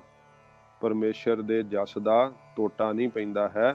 ਜੇ ਭਾਵੇਂ ਕੋਈ ਉਹਨੂੰ ਕਿ ਇਉਂ ਗਾ ਰਿਹਾ ਕਿ ਉਹ ਸਾਜਣਾ ਕਰਨ ਵਾਲਾ ਹੈ, ਸਰੀਰਾਂ ਨੂੰ ਨਾਸ਼ ਕਰਨ ਵਾਲਾ ਹੈ, ਦੇਹਾਂ ਨੂੰ ਦੇਣ ਵਾਲਾ ਹੈ, ਫਿਰ ਸੂਖਸ਼ਮ ਸਰੀਰਾਂ ਨੂੰ ਵਾਪਸ ਲੈਣ ਵਾਲਾ ਹੈ। ਕੋਈ ਇਉਂ ਗਾ ਰਿਹਾ ਕਿ ਉਹਦਾ ਗਿਆਨ ਬੜਾ ਵਿਖਮ ਹੈ, ਕਠਨ ਹੈ। ਕੋਈ ਉਹਦੇ ਗੁਣਾਂ ਨੂੰ ਗਾ ਰਿਹਾ, ਕੋਈ ਉਹਦੀਆਂ ਵਡਿਆਈਆਂ ਗਾ ਰਿਹਾ, ਕੋਈ ਦਿੱਤੀਆਂ ਦਾਤਾਂ ਨੂੰ ਗਾ ਰਿਹਾ। ਮਹਾਰਾਜ ਕਹਿੰਦੇ ਉਹਨੂੰ ਗਾਉਣ ਵਾਲੇ ਬੇਅੰਤ ਅਨੇਕਾਂ ਨੇ, ਪਰ ਕਥਨ ਕਰਨ ਦੇ ਨਾਲ ਫਿਰ ਵੀ ਉਹਦਾ ਜਸ ਜਿਹੜਾ ਨਾ ਉਹਦਾ ਟੋਟਾ ਨਹੀਂ ਆ ਰਿਹਾ, ਘਾਟਾ ਨਹੀਂ ਆ ਰਿਹਾ। ਉਹਦਾ ਜਸ ਬੇਅੰਤ ਹੈ, ਮੁੱਕਣ ਵਾਲਾ ਨਹੀਂ ਹੈ। ਤੇ ਸੱਚੇ ਪਾਤਸ਼ਾਹ ਜੀ ਮਹਾਰਾਜ ਕਹਿੰਦੇ ਨੇ ਕਥ ਕਥ ਕਥੀ ਕੋਟੀ ਕੋਟ ਕੋਟ। ਪਰਮੇਸ਼ਰ ਦੀ ਕਥਾ ਨਾ ਭੂਤਕਾਲ ਵਿੱਚ ਵੀ ਕਰੋੜਾਂ ਨੇ ਕਥਨ ਕੀਤੀ ਹੈ ਤੇ ਹੁਣ ਵੀ ਵਰਤਮਾਨ ਵਿੱਚ ਕਰੋੜਾਂ ਕਥਨ ਕਰਨ ਵਾਲੇ ਹੋ ਕੇ ਕਥਨ ਕਰ ਰਹੇ ਆ, ਭਵਿੱਖਤ ਕਾਲ ਵਿੱਚ ਵੀ ਕਰੋੜਾਂ ਕਥਨ ਕਰਨਗੇ। ਪਰ ਮਹਾਰਾਜ ਕਹਿੰਦੇ ਪਰਮੇਸ਼ਰ ਦੀ ਕਥਾ ਦਾ ਜਿਹੜਾ ਨਾ ਟੋਟਾ ਨਹੀਂ ਆਉਂਦਾ, ਉਹ ਬੇਅੰਤ ਬੇਅੰਤ ਹੈ। ਬੇਅੰਤ ਬੇਅੰਤ ਬੇਅੰਤ ਕੋ ਕਰੰਤ ਪਾਠ ਵੇਖੀਏ, ਧੰਨ ਗੁਰੂ 10ਵੇਂ ਪਾਤਸ਼ਾਹ ਜੀ ਮਹਾਰਾਜ ਜੀ ਵੀ ਕਹਿੰਦੇ ਆ। ਤੇ ਫਿਰ ਕਬੀਰ ਜੀ ਨੇ ਵੀ ਐਸੇ ਸ਼ਬਦ ਕਹੇ ਨਾ, ਕਬੀਰ ਸਾਤ ਸਮੁੰਦਰ ਮਸ ਕਰੋ, ਕਰਮ ਕਲਮ ਕਰੋ ਬਨ ਰਾਏ, ਬਸਦਾ ਕਾਗਜ਼ ਜਾਓ ਕਰੋ, ਹਰ ਜਸ ਲਿਖਣ ਨਾ ਜਾਏ। ਕਹਿੰਦੇ ਸਾਰੀ ਧਰਤੀ ਦਾ ਕਾਗਜ਼ ਬਣਾ ਦਿਓ, ਸਾਰੀ ਬਨਸਪਤੀ ਦੀਆਂ ਕਲਮਾਂ ਬਣਾ ਦਿਓ, ਤੇ ਜਿਹੜੀ ਆ 7 ਸਮੁੰਦਰਾਂ ਦੀ ਸਿਆਹੀ ਬਣਾ ਦਿਓ, ਪਰ ਹਰੀ ਦਾ ਜਸ ਜਿਹੜਾ ਨਾ ਉਹ ਮਹਾਰਾਜ ਸੱਚੇ ਪਾਤਸ਼ਾਹ ਜੀ ਕਹਿੰਦੇ ਆ ਕਿ ਉਹ ਲਿਖਿਆ ਨਹੀਂ ਜਾ ਸਕਦਾ ਹੈ। ਤੇ ਇਉਂ ਸੱਚੇ ਪਾਤਸ਼ਾਹ ਜੀ ਮਹਾਰਾਜ ਜਿਹੜਾ ਹੈ ਉਹ ਪਰਮੇਸ਼ਰ ਦੇ ਜਿਹੜਾ ਜਸ ਦਾ, ਪਰਮੇਸ਼ਰ ਦੇ ਬਲ ਦਾ, ਸਤਿਗੁਰੂ ਗਰੀਬ ਨਿਵਾਜ ਸੱਚੇ ਪਾਤਸ਼ਾਹ ਜੀ ਕਹਿੰਦੇ ਨੇ ਕਦੇ ਵੀ ਟੋਟਾ ਨਹੀਂ ਆਉਂਦਾ, ਕਦੇ ਪਰਮੇਸ਼ਰ ਦੇ ਜਸ ਦਾ ਘਾਟਾ ਨਹੀਂ ਪੈਂਦਾ। ਉਹ ਅਨੰਤ ਹੈ, ਉਹ ਬੇਅੰਤ ਹੈ। ਤੇ ਸੱਚੇ ਪਾਤਸ਼ਾਹ ਜੀ ਮਹਾਰਾਜ ਕਹਿੰਦੇ ਨੇ ਦੇਦਾ ਦੇ ਲੈਦੇ ਥੱਕ ਪਾਹੇ। ਜਿਹੜਾ ਬਿੰਦੀ ਨਾਲ ਵੀ ਪਾਠ ਕਰ ਲੈਣਾ ਇਹ ਗਲਤ ਨਹੀਂ ਹੈ, ਤੇ ਪਰ ਜਿਹੜੀ ਆ ਇੱਕ ਅੰਮ੍ਰਿਤਸਰ ਸਾਹਿਬ ਦੇ ਅੰਦਰ ਜੋ ਯੂਨੀਵਰਸਿਟੀ ਹੈ ਸ੍ਰੀ ਗੁਰੂ ਨਾਨਕ ਦੇਵ ਸੱਚੇ ਪਾਤਸ਼ਾਹ ਜੀ ਮਹਾਰਾਜ ਜੀ ਦੇ ਨਾਂ ਤੇ ਯੂਨੀਵਰਸਿਟੀ ਹੈ, ਉਸ ਯੂਨੀਵਰਸਿਟੀ ਦੇ ਅੰਦਰ ਵਾਈਸ ਚਾਂਸਲਰ ਰਹੇ ਆ ਸ਼ਾਇਦ, ਹਾਂਜੀ। ਉਹ 2008 ਚ ਚੜ੍ਹਾਈ ਕਰ ਗਏ ਡਾਕਟਰ ਹਰਕੀਰਤ ਸਿੰਘ ਜੀ। ਉਹਨਾਂ ਦੀ ਜਿਹੜੀ ਇੱਕ ਪੁਸਤਕ ਲਿਖੀ ਹੈਗੀ ਆ, ਬਹੁਤ ਉਹਨਾਂ ਨੇ ਇਹਦੇ ਤੇ ਖੋਜ ਕਰਕੇ ਲਿਖਿਆ ਸੀਗਾ ਕਿ ਗੁਰੂ ਕਾਲ ਦੇ ਵਿੱਚ ਜਿਹੜੀ ਬਿੰਦੀ ਸੀ ਉਹ ਨਹੀਂ ਸੀ ਵਰਤੀ ਜਾਂਦੀ, ਬਹੁਤ ਜ਼ਿਆਦਾ ਬੋਲੀ ਵਿੱਚ ਨਹੀਂ ਸੀ ਵਰਤੀ ਜਾਂਦੀ। ਜਿਵੇਂ ਆਪਾਂ ਹੁਣ ਸ਼ਬਦ ਕਹਿੰਦੇ ਆ, ਸ਼ਬਦ ਤਾਂ ਫਿਰ ਸੱਸੇ ਦੇ ਪੈਰ 'ਚ ਬਿੰਦੀ ਲੱਗਦੀ ਹੈ ਜਾਂ ਛੱਛਾ ਹੁੰਦਾ, ਸ਼ਬਦ ਹੈ ਸ਼ਬਦ ਜਿਹੜਾ ਸੁੱਧ ਉਚਾਰਨ ਸ਼ਬਦ। ਤੇ ਇਸ ਕਰਕੇ ਜਿਹੜੀ ਆ ਬਿੰਦੀ ਉਹ ਸੰਪਰਦਾ ਦੇ ਅੰਦਰ ਜਿਹੜੀ ਆ ਉਹ ਬੋਲਣ ਵਿੱਚ ਜਿਹੜੀ ਬਹੁਤ ਘੱਟ ਵਰਤੀ ਜਾਂਦੀ, ਬਹੁਤ ਘੱਟ ਅਰਥਾਂ ਵਿੱਚ ਜਿਹੜੀ ਆ ਉਹ ਫਿਰ ਵਰਤਣੀ ਪੈਂਦੀ ਹੈ। ਇਸ ਕਰਕੇ ਜੇ ਤੁਸੀਂ ਬਿੰਦੀ ਨਾਲ ਵੀ ਪੜ੍ਹੋਗੇ ਤੇ ਕੋਈ ਗਲਤ ਨਹੀਂ ਹੈ।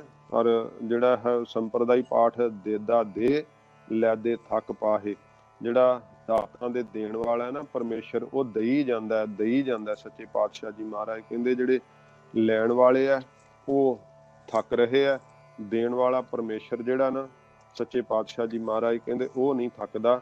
ਉਹ ਪਰਮੇਸ਼ਰ ਜਿਹੜਾ ਦਾਤਾਂ ਦੇ ਦੇਣ ਵਾਲਾ ਹੋ ਕਰਕੇ ਦਈ ਜਾਂਦਾ, ਦਈ ਜਾਂਦਾ, ਤੇ ਫਿਰ ਉਹਦੀਆਂ ਦਾਤਾਂ ਮੁੱਕ ਜਾਂਦੀਆਂ ਹੋਣਗੀਆਂ। ਸੱਚੇ ਪਾਤਸ਼ਾਹ ਮਹਾਰਾਜ ਕਹਿੰਦੇ ਨਹੀਂ ਭਾਈ, ਉਹਦੀਆਂ ਦਾਤਾਂ ਵੀ ਮੁੱਕਣ ਵਾਲੀਆਂ ਨਹੀਂ।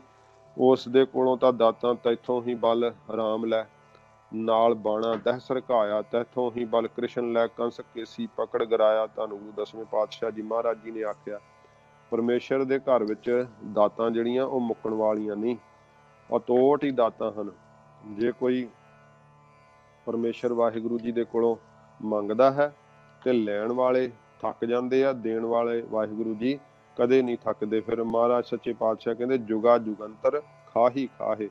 ਜੁਗਾਂ ਦੇ ਵਿੱਚ ਭਾਵ ਸਤਜੁਗ ਤੋਂ ਲੈ ਕਰਕੇ ਜੁਗਾਂ ਜੁਗੰਤਰਾਂ ਦੇ ਅੰਦਰ ਭਾਵ ਅੰਦਰ ਵਿੱਚ ਮਹਾਰਾਜ ਕਹਿੰਦੇ ਖਾਈ ਖਾਹੀ ਖਾਹੇ, ਖਾਣ ਵਾਲੇ ਹੋ ਕਰਕੇ ਖਾਈ ਜਾ ਰਹੇ, ਭਾਵ ਹੰਢਾਈ ਜਾ ਰਹੇ ਆ ਪਰਮੇਸ਼ਰ ਦੀਆਂ ਦਿੱਤੀਆਂ ਹੋਈਆਂ ਦਾਤਾਂ ਨੂੰ।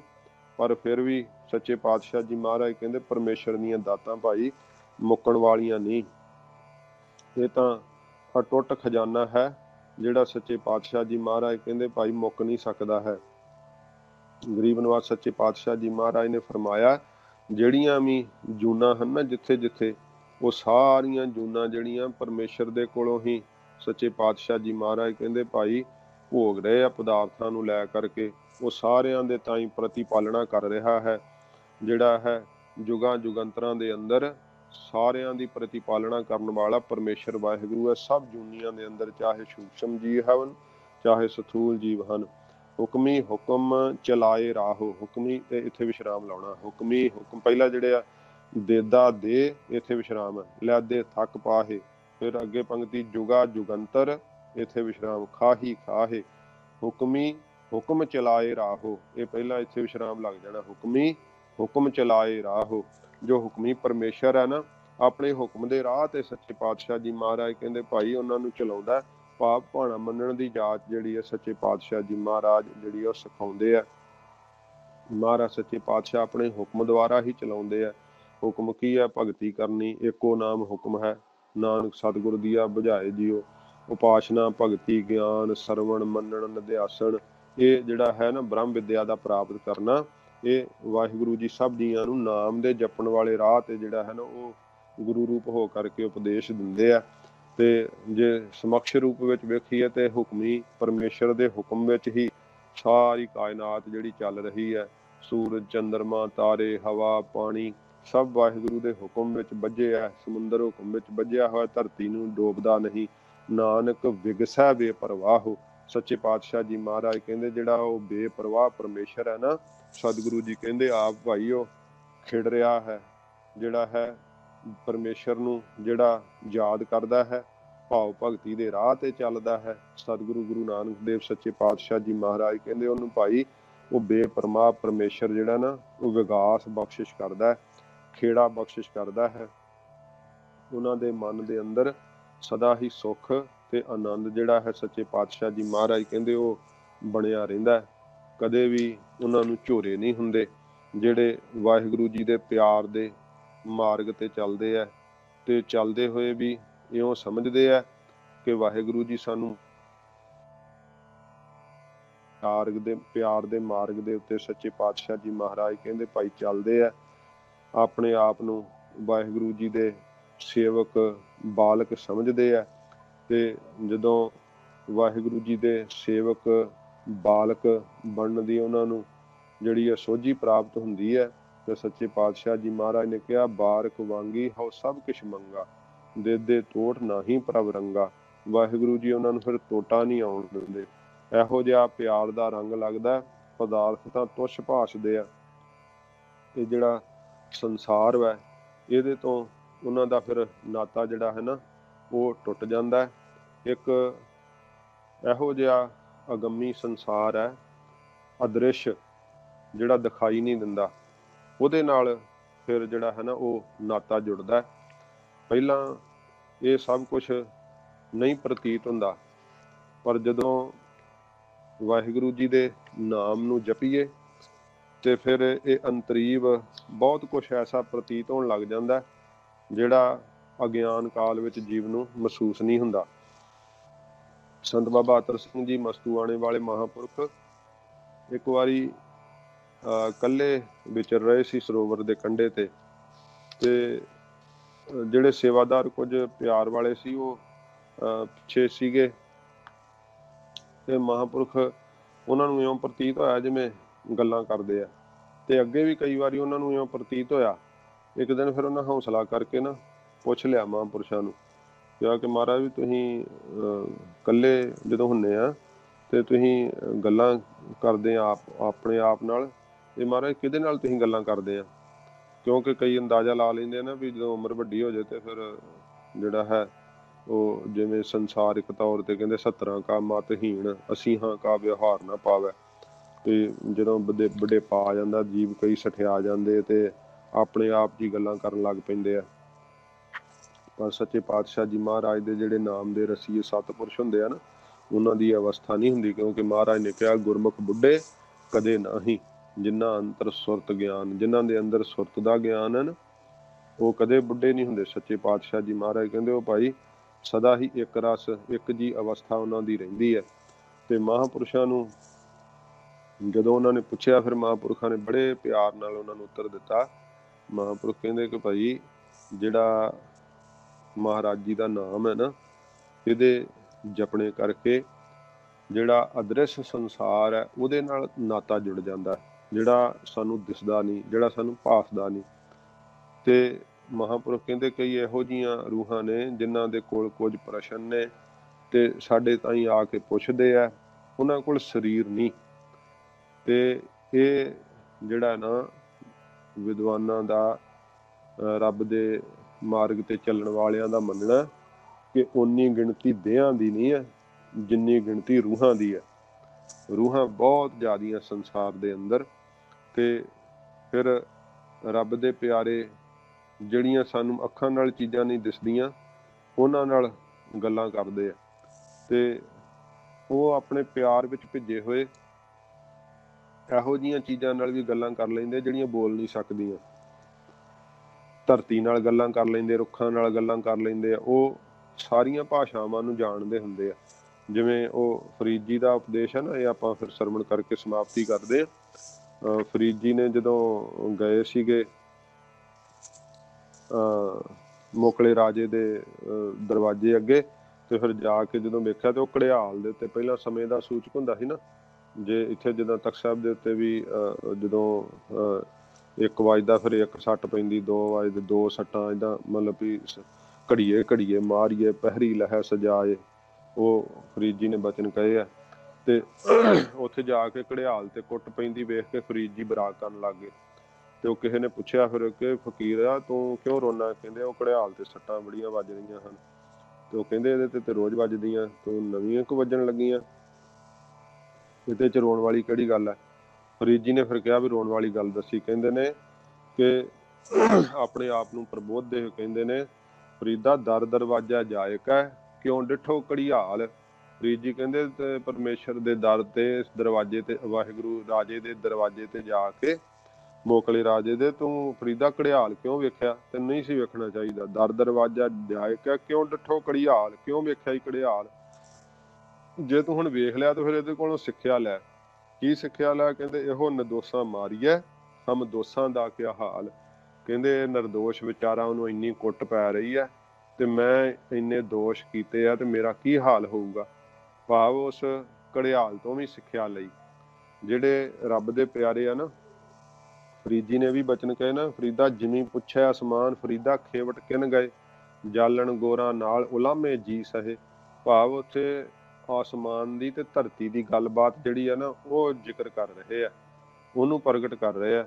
ਤੋ ਰੱਬ ਦੇ ਪਿਆਰੇ ਜਿਹੜੇ ਪਰਮੇਸ਼ਰ ਦੇ ਮਾਰਗ ਤੇ ਚੱਲਦੇ ਆ, ਗਰੀਬ ਨਵਾਜ਼ ਸੱਚੇ ਪਾਤਸ਼ਾਹ ਜੀ ਉਹਨਾਂ ਦਾ ਅਦ੍ਰਿਸ਼ ਸੰਸਾਰ ਨਾਲ ਨਾਤਾ ਜੋੜ ਦਿੰਦੇ ਆ ਤੇ ਉਹਨਾਂ ਕੋਲ ਸਾਰੇ ਭੇਦ ਜਿਹੜੇ ਆ ਉਹ ਖੁੱਲ ਜਾਂਦੇ ਆ। ਕੋਈ ਉਹਨਾਂ ਕੋਲ ਜਿਹੜੀ ਆ ਗੁਪਤ ਨਹੀਂ ਕੋਈ ਚੀਜ਼ ਰਹਿੰਦੀ, ਪ੍ਰਤੱਖ ਹੋ ਜਾਂਦਾ ਸਾਰਾ ਕੁਝ।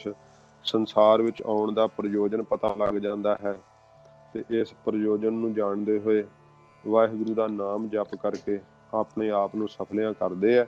ਸੱਚੇ ਪਾਤਸ਼ਾਹ ਜੀ ਮਹਾਰਾਜ ਨੇ ਇਸ ਤੀਸਰੀ ਪੌੜੀ ਵਿੱਚ ਪਰਮੇਸ਼ਰ ਦੇ ਸਰੂਪ ਨੂੰ ਕੌਣ ਕੌਣ ਗਾਇਨ ਕਰਦਾ, ਕਿਵੇਂ ਕਿਵੇਂ ਗਾਇਨ ਕਰਦੇ ਆ, ਜਿਵੇਂ ਜਿਵੇਂ ਵਾਹਿਗੁਰੂ ਜੀ ਬਲ ਦਿੰਦੇ ਆ। ਪਰਮੇਸ਼ਰ ਦੀਆਂ ਕੋਈ ਵਡਿਆਈਆਂ ਨੂੰ ਗਾਉਂਦਾ ਹੈ, ਕੋਈ ਵਿਦਿਆ ਨੂੰ ਗਾਉਂਦਾ ਹੈ, ਉਹਦਾ ਬੜਾ ਕਠਨ ਗਿਆਨ ਜਿਹੜਾ ਉਹ ਪੜ੍ਹ ਪੜ੍ਹ ਕੇ ਗਾਇਨ ਕਰਦੇ ਆ। ਕੋਈ ਉਹ ਗਾਉਂਦਾ ਹੈ ਕਿ ਮਹਾਰਾਜ ਜੀਆਂ ਦੀ ਸਾਜਨਾ ਕਰਨ ਵਾਲੇ ਆ, ਜੀਆਂ ਦਾ ਜਿਹੜਾ ਹੈ ਸਰੀਰ ਨਾਸ਼ ਕਰਨ ਵਾਲੇ ਆ। ਕੋਈ ਪਰਮੇਸ਼ਰ ਨੂੰ ਦੂਰ ਜਾਣ ਕੇ, ਕੋਈ ਨੇੜੇ ਜਾਣ ਕਰਕੇ ਗਾਉਂਦਾ, ਪਰ ਫਿਰ ਵੀ ਪਰਮੇਸ਼ਰ ਦੇ ਜਿਹੜਾ ਹੈ ਨਾ ਉਹ ਜਸ ਦਾ ਟੋਟਾ ਨਹੀਂ। ਮਹਾਰਾਜ ਕਹਿੰਦੇ ਭਾਈ ਆਉਂਦਾ ਉਹਦਾ ਜਸ ਬੇਅੰਤ ਵੈ, ਅਨੰਤ ਵੈ। ਤੇ ਸੱਚੇ ਪਾਤਸ਼ਾਹ ਜੀ ਮਹਾਰਾਜ ਕਹਿੰਦੇ ਜੀਆਂ ਦੇ ਤਾਈਂ ਦਾਤਾਂ ਦੇਈ ਜਾਂਦਾ, ਉਹ ਲੈ ਲੈ ਕੇ ਥੱਕੀ ਜਾਂਦੇ ਆ। ਦੇਣ ਵਾਲੇ ਦੇ ਜਿਹੜੇ ਹੱਥੋਂ ਥੱਕਦੇ ਨਹੀਂ, ਲੈਣ ਵਾਲੇ ਥੱਕੀ ਜਾਂਦੇ ਆ। ਲੈਣ ਵਾਲੇ ਅਨੇਕਾਂ ਹਨ, ਦੇਣ ਵਾਲਾ ਉਹ ਇੱਕੋ ਹੀ ਹੈ। ਜੁਗਾਂ ਜੁਗੰਤਰਾਂ ਦੇ ਅੰਦਰ ਸੱਚੇ ਪਾਤਸ਼ਾਹ ਜੀ ਮਹਾਰਾਜ ਕਹਿੰਦੇ ਜੀਵ ਭਾਈ ਖਾ ਰਹੇ ਆ। ਹੁਕਮ ਦੇ ਅੰਦਰ ਪਰਮੇਸ਼ਰ ਹੁਕਮੀ ਜੋ ਹੈ ਉਹ ਚਲਾਉਂਦਾ ਜੀਵ ਨੂੰ। ਤੇ ਫਿਰ ਇਹ ਸਾਰੀ ਸ੍ਰਿਸ਼ਟੀ ਨੂੰ ਮਹਾਰਾਜ ਕਹਿੰਦੇ ਸਾਜ ਕਰਕੇ ਨਾਮ ਜਿਹੜੇ ਜਪਦੇ ਆ ਉਹਨਾਂ ਨੂੰ ਬਖਸ਼ਿਸ਼ਾਂ ਕਰਕੇ ਮੇਰਾ ਵਾਹਿਗੁਰੂ ਜਿਹੜਾ ਹੈ ਬੇਪਰਵਾਹ ਉਹ ਖੇੜੇ ਵਿੱਚ ਆਉਂਦਾ ਹੈ, ਆਨੰਦ ਵਿੱਚ ਆਉਂਦਾ ਹੈ।